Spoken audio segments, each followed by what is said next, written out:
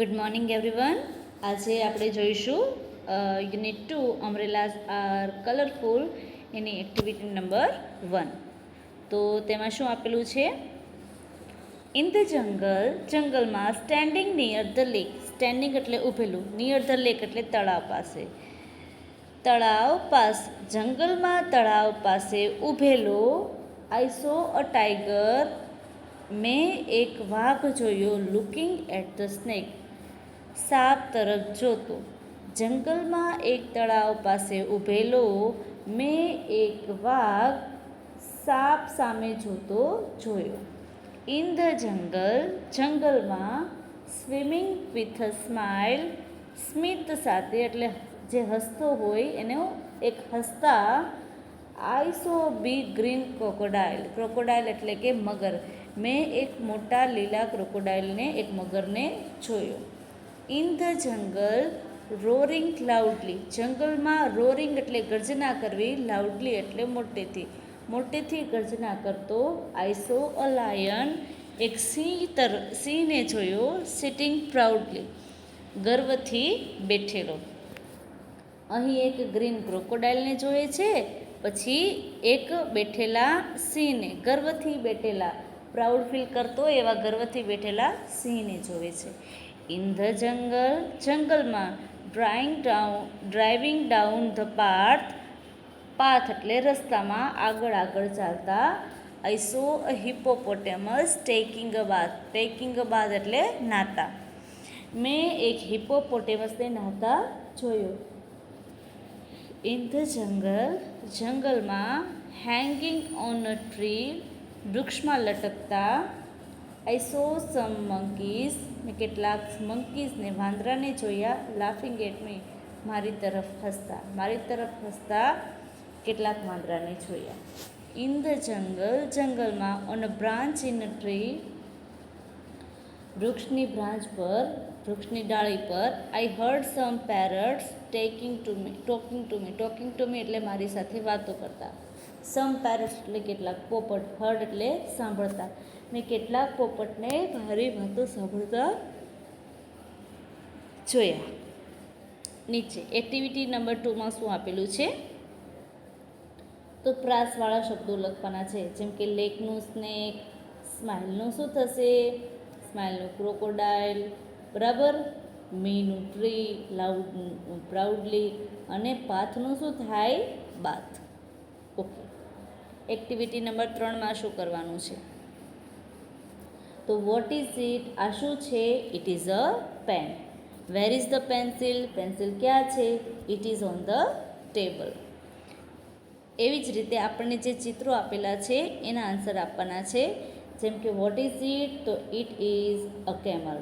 Vote colour is the fish? તો it is blue, અથવા the colour of the fish is blue. એવી રીતે. Next છે, તમારે પ્રશ્ન બનાવવાનો. What is it? તો it is a dog. Where is the dog? The dog is under the table. What colour is the umbrella? It is pink, અથવા the colour of the umbrella is pink. એવી રીતે. Next, a lovely ફેર. ફેર એટલે મેળો. તો Bakshipur is a small village. Small એટલે નાનું, village એટલે ગામ. બક્ષીપુર એક નાનકડું ગામ છે. There is a fair in the village today. Today એટલે આજે. ફેર એટલે મેળો. આજે ગામમાં એક મેળો છે. It is on the river bank. River bank એટલે નદી કિનારો. તે નદી કિનારે છે. Men, women and children are in the fair. માણસો, સ્ત્રીઓ અને બાળકો મેળામાં છે. Look at the shopkeeper. Shopkeeper એટલે દુકાનદાર. દુકાનદારો તરફ જુઓ. Their shops are small. Shops એટલે દુકાનો, સ્મોલ એટલે નાની. તેમની દુકાનો નાની છે. There are toy shops and fruit shops in the fair. મેળામાં રમકડાની દુકાન, ફળની દુકાનો છે. There are tea stalls also. Rani, Rahim are at the fair. અને ત્યાં ચાની દુકાનો પણ છે. રાની, રહીમ પણ ત્યાં છે. Rani is 5 years old. Rahim is studying in standard 5. Rani 5 વર્ષની છે અને રહીમ 5મા ધોરણમાં અભ્યાસ કરે છે. Is there a balloon man? Rani પૂછે છે હવે. Rani says is there a balloon man in the fair? મેળામાં ફુગ્ગાવાળો છે? રહીમ કહે છે યસ ધેર ઇઝ. હા તે છે. Rani says where is he? તે ક્યાં છે? Rahim says look he is near the tea stall. જો તે ચાની દુકાન પાસે છે. Rani says Akhil who are those children? પેલા બાળકો કોણ છે? Rahim says they are my neighbours. તે મારા પડોશી છે. They are Asif, Joseph, Vedant, Bhavik and Nachiket. તે અસીફ, જોસેફ, વેદાંત, ભાવિક અને નચિકેત છે. Rani says what are they looking at? તે કોની તરફ જોઈ રહ્યા છે? Rahim says colourful balloons. તે રંગબેરંગી ફુગ્ગાઓ તરફ જોઈ રહ્યા છે. Rani says what is that Rahim? પેલું શું છે Rahim? Rahim says it is called a merry go round. તેને મેરીગો રાઉન્ડ કહે છે, એટલે નાનું ચકડોળ. It is a small. તે નાનું છે. Look at the giant wheel. મોટા ચકડોળ તરફ જો. Near the marigold. મેરીગોલ્ડની પાસે એટલે કે નાના ચકડોળની પાસે જે મોટું ચકડોળ છે તેની તરફ જો. It is huge. હ્યુજ એટલે વિશાળ. તે વિશાળ છે. Rani says let's buy ice creams. ચાલો આપણે આઈસ્ક્રીમ ખરીદીએ. Where is the ice cream stall? આઈસ્ક્રીમની દુકાનો ક્યાં છે? તો Rahim says it is under the tree. તે ઝાડની નીચે છે. Near the giant wheel. મોટા ચકડોળની પાસે. તે મોટા ચકડોળની પાસે ઝાડની નીચે છે. Rani says let's go there. ચાલો આપણે ત્યાં જઈએ. I will take a big cup. હું એક મોટો કપ લઈશ. Rahim says okay. સારું. Next. Rani says who is that man? પેલો માણસ કોણ છે? તો Rahim says he is a juggler. તે એક જગલર છે એટલે કે જાદુગર. જાદુના ખેલ બતાવનાર છે. That is a box in his hand. Hand એટલે હાથ. તેના હાથમાં એક બોક્સ છે. It is empty. એમ્પ્ટી એટલે ખાલી. તે ખાલી છે. There are balls near him. તેની પાસે દડા છે. Bottles are on the table. અને ટેબલ પર બોટલ છે. Rani says Rahim look at that girl. Rani પેલી છોકરીને જો. She is a rope walker. તે દોરડા પર ચાલનાર છે. She is on that rope. તે પેલા દોરડા પર ચાલી રહી છે. There is a long bamboo in her hands. તેના હાથમાં લાંબો વાંસનો દાંડો છે. That is her father. પેલા તેના પિતા છે. That is his drum. તે તેમનું ડ્રમ છે એટલે કે ઢોલક, નગારું છે. Rahim says wow it's a wonderful trick. વાહ તે ખૂબ અદ્ભુત યોજના છે. અદ્ભુત યુક્તિ છે. યોજનાને યુક્તિ કહેવાય. બક્ષીપુર ફેર ઇઝ અ લવલી ફેર. બક્ષીપુરનો મેળો એક સુંદર મેળો છે. એક્ટિવિટી 4A માં શું કરવાનું છે? ટીચર જે પ્રમાણે વાક્યો બોલે એ પ્રમાણે આપણે બોલવાના. મીન્સ કે મેં તમને ઝૂમ લેક્ચરમાં આ કરાવેલા છે. બરાબર? અને એક્ટિવિટી આ નીચેના જે શબ્દો છે એમાં શું કરવાનું?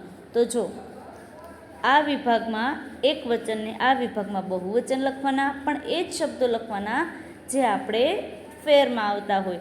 જેમ કે મેનનું આવે છે, વિમેનનું પણ આવે છે. પછી આપણે ચલો સ્ટોલ્સ આવે છે. બરાબર? ટોય આવે છે. તો પાઠમાંથી તમારે શોધવાના અને અહીં લખવાના, છૂટા પાડવાના. ક્વેશ્ચન નંબર 4Cમાં શું કરવાનું છે?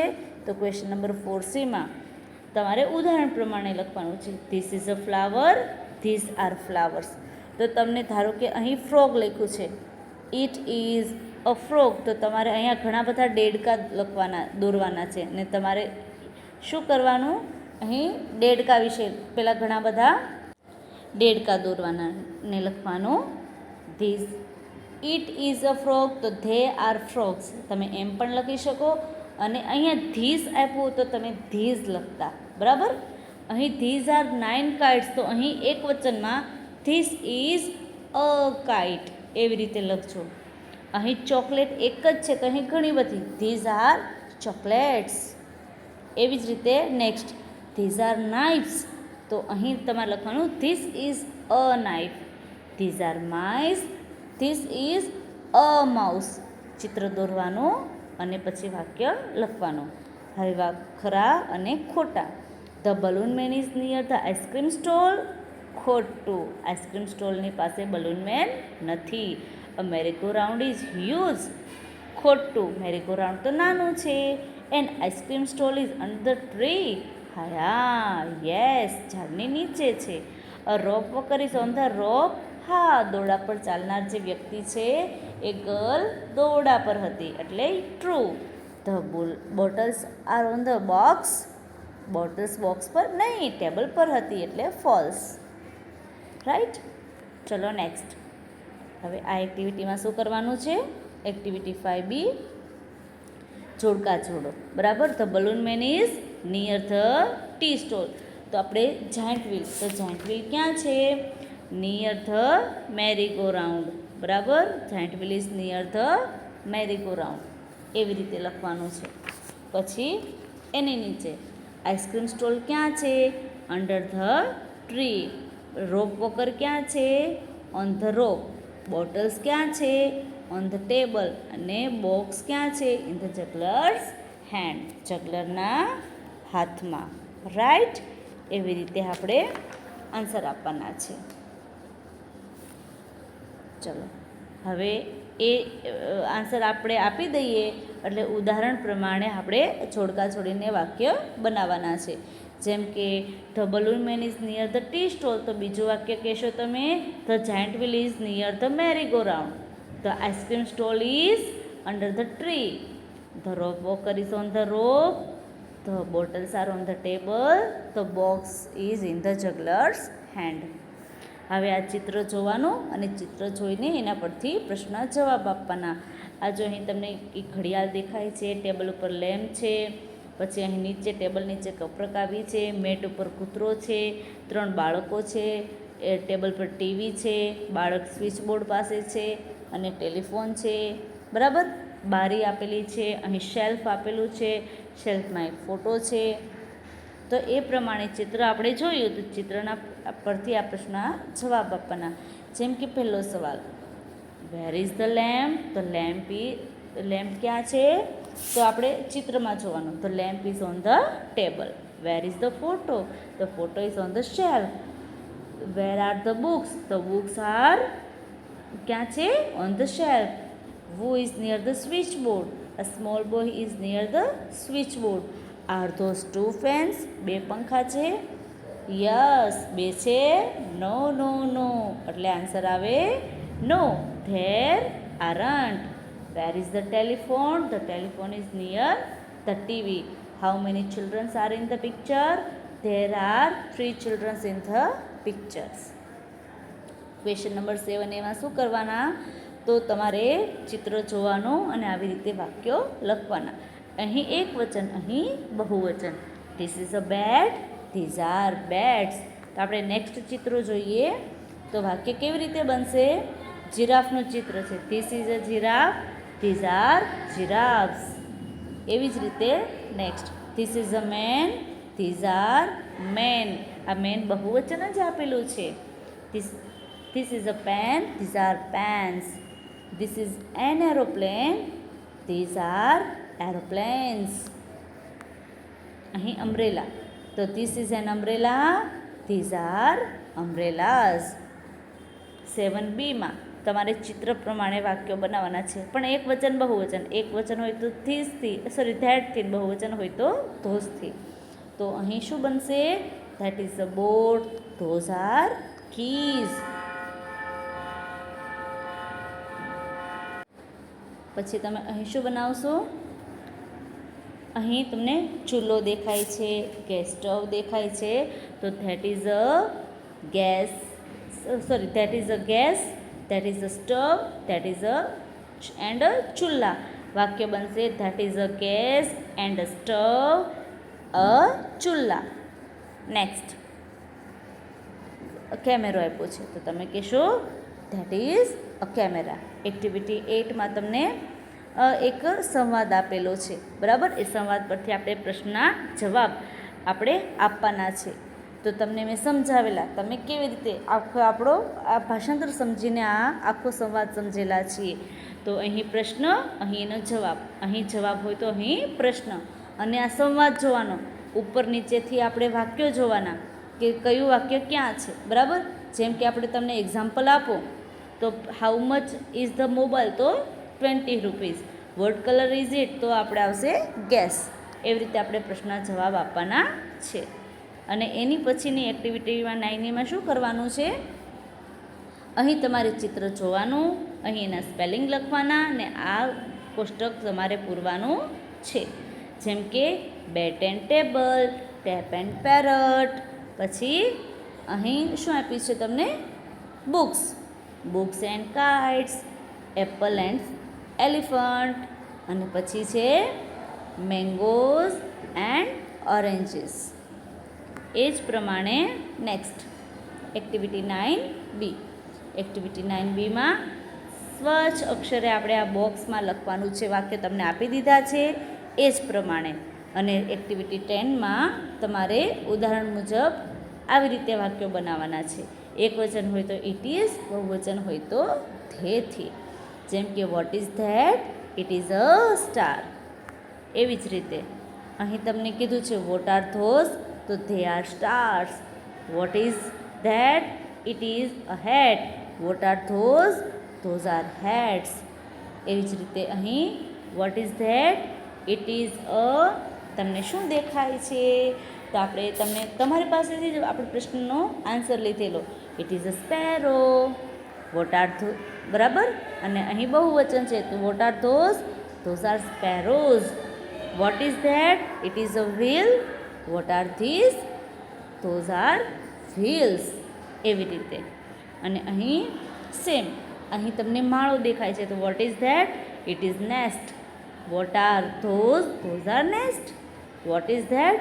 It is a mobile. Okay. તો આ બધી એક્ટિવિટી તમારે ચોપડીમાં પૂરવાની છે.